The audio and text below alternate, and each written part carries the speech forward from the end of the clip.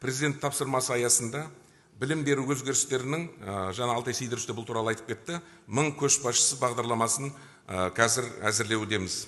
Бұл жалпы орта білім беру жүйесін басқару мен көшбасшылықтың заманауи құзыреттеріне ие білікті кадрларды қамтамасыз етеді.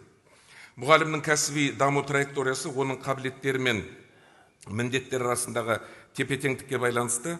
Осыған байланысты балаларды оқытуда мұғалімдер өздерінің рөлін түсінуі және білуін арттыруымыз қажет.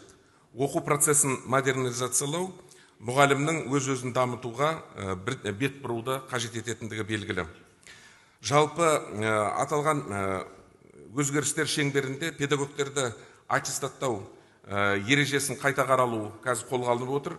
Қажетті өзгерістер енгізілу көзделген.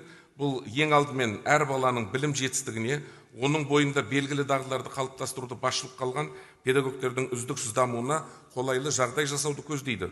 Бірыңғай ақпараттық платформа әр педагогтың кәсіби өсудегі жетістіктерін жинақтау мен аттестаттау кезінде дәлел ретінде қабылданады. Бұған дейін енді аттестаттау шеңберінде үлкен мәселелер көтерілген болатын тұғын. Бұны президент те өзінің сөзінде атап өткен. Осыған байланысты оқу ағарту министрлігі жалпы аттестаттау процесін негізінен мұғалімнің жетістіктерінен емес, бірінші кезекте оқушының жетістігі арқылы мұғалімнің жетістігін бағалауға бет бұрып отырмыз. Бұл да жалпы мұғалімнің осы білім беру процесінде көп дүниеге алаңдамай, өзінің алдындағы оқушының сапасын арттыруға бар күш-жігерін салатын болса, ал жаңа аттестациялық жүйе оны анықтай отырып, қолдауға жұмыс істеуі керек деп есептейміз.